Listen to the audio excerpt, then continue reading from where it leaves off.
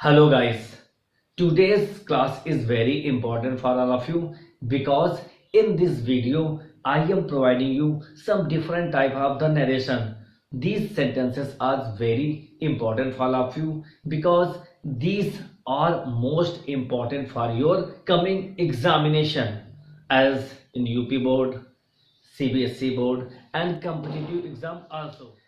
So watch this video from beginning to end very carefully. These sentences mostly you have first watch in my videos narration type, affirmative, negative, interrogative, WH type and exclamatory sentences. These are all based on exclamatory sentences. So first we are coming all of the sentences how you can change from direct to indirect. These are some tricky. This is the first sentence. You have to change direct to indirect. The sentence is here. He said, waterfall. अगर इसने कहा he said waterfall, क्या गिरना है, कैसा गिरना है, क्या गिरा हुआ है, कि जैसे भी सेंटेंस है क्या पता, जैसे सेंटेंस है जो भी, तो इसमें अगर इस सेंटेंस को मगर इसमें सब्जेक्ट नहीं, अगर इसको हम सब्जेक्ट और वर्ब को अगर दिखा दें तब भी सेंटेंस हमारा इस तरह भी हो सकता है. जैसे इसको हम डायरेक्ट को थोड़ा ट्रांसफॉर्म करें, चेंज करें, तो इसमें क्या गया he said what a fall it is, तब भी हमारा सेंटेंस एक्सक्लेमेटरी है. अगर इस सेंटेंस को हम ऐसे भी कह दें he said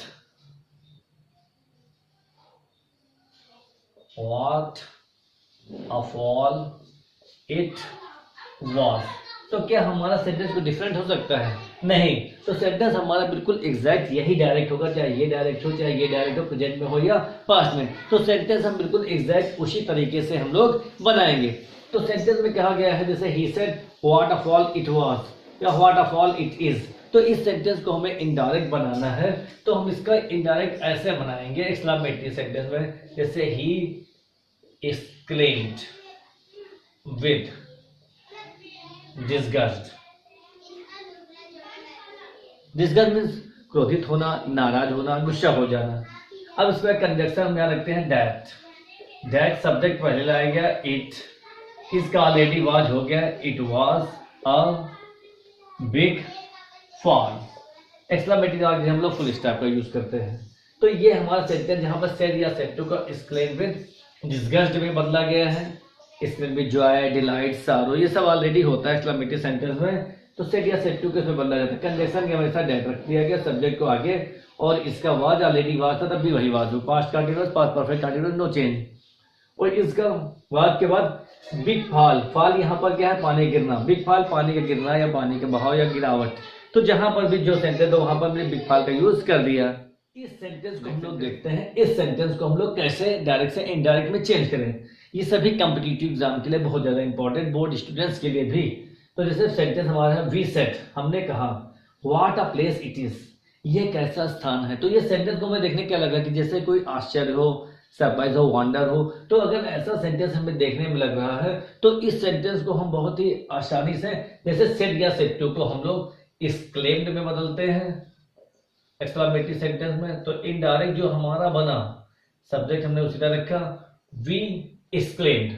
एक्सक्लेम के बाद दैट्स के भी आप सेंटेंस में यूज कर सकते हैं, और एक्सक्लेम के साथ लगाएं जैसे we exclaimed that it is का वो चेंज हो गया, प्रेजेंट कंटिन्यूअस पास्ट हो गया, it was a very fine place.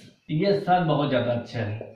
तो ये सेंटेंस हमने वेरी फाइन, वेरी का इसलिए यूज किया कि अगर सेंटेंस में कोई एडजेक्टिव है तो व्हाट या हाउ को हम लोग वेरी में चेंज कर देते हैं, और अगर कोई नाउन है तो इसे हम लोग ग्रे में बदल देते हैं. तो अगर इस सेंटेंस को हम ऐसे ही इनडायरेक्ट बनाते हैं दूसरा, जैसे we exclaimed with surprise, surprise. तो ये सेंटेंस हमारा और ज्यादा अच्छा बनेगा. We exclaimed with surprise that, क्योंकि सेंटेंस में क्या है what a place it is, कितना सुंदर स्थान. तो इस प्लेस को देखकर क्या लग रहा है, सेंटेंस हमारा आश्चर्य से भरपूर है, इसलिए सेंटेंस हमारा आश्चर्य कंप्लीट होने का that it was a very fine place. ऐसे सेंटेंस को हम लोग बना सकते हैं, बहुत आसान सेंटेंस है हमारा ये।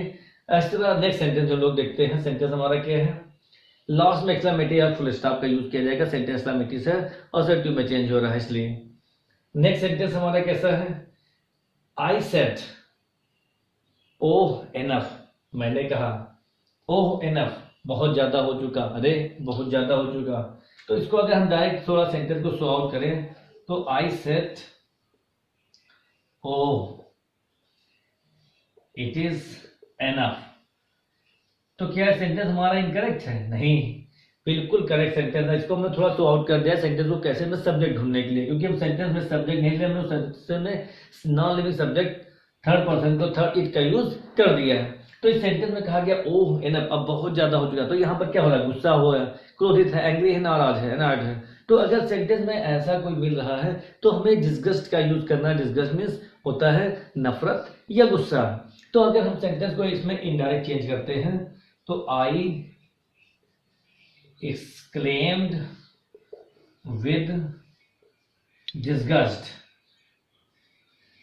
disgust that, subject it, third person no change, present continuous, past continuous, it was enough। तो ये सेंटेंस हमारा कंप्लीटली करेक्ट सेंटेंस बन रहा है, डायरेक्ट से इनडायरेक्ट में चेंज हो रहा है। तो आई इसको ओ या एनफ मिल रहा है सेंटेंस में, तो हम लोग एक्सक्लेम विद डिस्गस्ट का यहाँ पर यूज किया गया है गुस्सा नफरत के लिए। नेक्स्ट सेंटेंस हम देखें डायरेक्ट से इनडायरेक्ट इंटरचेंज करने के लिए, डायरेक्ट से इनडायरेक्ट को चेंज करने के लिए देखते हैं। सी सेड नॉनसेंस, उसने कहा, नॉनसेंस, नॉनसेंस कहीं के ना, जैसे भी सेंटेंस का यूज किया गया है। तो अगर इसमें भी सेंटेंस जब शॉर्ट में है तो उसे हमें थोड़ा सा शॉर्ट कर देना है, सेंटेंस को थोड़ा एक्सप्रेस कर देना कि क्या सेंटेंस में कहा जा रहा है। तो इसको अगर हम सॉल्व करेंगे, सी सेड,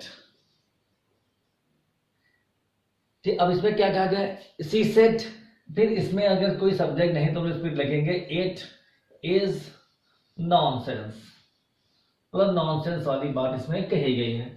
तो अगर इस सेंटेंस को नॉनसेंस को हम लोग सेंटेंस को करेक्ट कर रहे हैं, डायरेक्ट से इनडायरेक्ट बना दे रहे हैं, तो इनडायरेक्ट हमारा सेंटेंस बना सी, सिंपल इसमें एक्सक्लेमेटरी का यूज किया जाएगा। सी एक्सक्लेम्ड, आश्चर्य से कहा उसने, she exclaimed that it was nonsense. एकदम एग्जैक्ट उसी तरह कनेक्टर में यहाँ पर डेट रख दिया है, third person no change, present continuous, past continuous, exclamatory हटा करके फुल स्टॉप का यूज किया गया। सेड या सेड टू को एक्सक्लेम में बदला गया सिंपल तरीके से।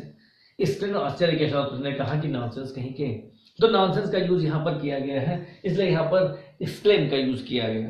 नेक्स्ट सेंटेंस हम लोग देखते हैं, Monica said to me happy Diwali, Monica ने मुझे क्या किया, विश किया, हैप्पी दिवाली विश की। तो विश करने के लिए जैसे दिवाली है भी, तो दिवाली के अकॉर्डिंग जैसे wishing all of you very very happy Deepavali, first all of Monica said to me happy Diwali. तो मोनिका सेड टू को उसने क्या विश की है Deepavali, Monica wished me a happy Diwali, Monica wished me a happy Diwali.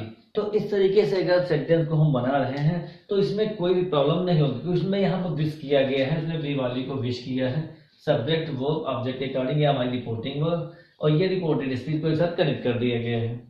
तो जहां इसमें कनेक्टर किसी डेट का यूज नहीं किया गया है, गुड मॉर्निंग इनमें सब में किसी में good morning, good night, good afternoon, इनमें कोई कनेक्टर का यूज, डेट के कंजक्शन का यूज यहाँ पर नहीं। नेक्स्ट सेंटेंस हम लोग देखते हैं। सेंटेंस हमारा नेक्स्ट है direct, he told me fool liar, उसने मुझे कहा, फूल और लायर दो चीज उसने कही, लायर लिखा है, लायर नहीं लिखा है। तो ही टोल्ड मी फूल, उसने फूल भी कहा है और लायर भी कहा, झूठा भी कहा है। तो दो चीजें उसने कह दी है। तो इस सेंटेंस को अगर हमें इनडायरेक्ट में चेंज करना तो बिल्कुल सिंपल तरीके से बनाना है, कोई डरने की बात नहीं, क्योंकि उसने मुझे पुकारा है, कहा ऐसा।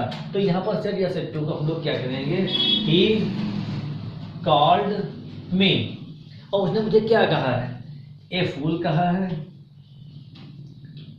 एंड और क्या कहा है, और लायर कहा है, दो चीज उसने कही है। He called me a fool and liar, उसने मुझे फूल और लायर दोनों चीजें कहीं या पुकारी, दोनों चीजें कहकर उसने मुझे पुकारा।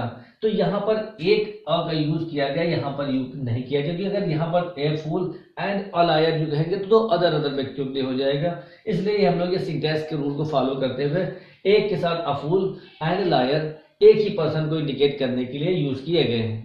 तो एक सेंटेंस हमारा बना, he called me a fool and liar. इस तरह से कोई भी सेंटेंस अगर है तो आप बहुत ही आसानी से at last wishing you very very happy Diwali.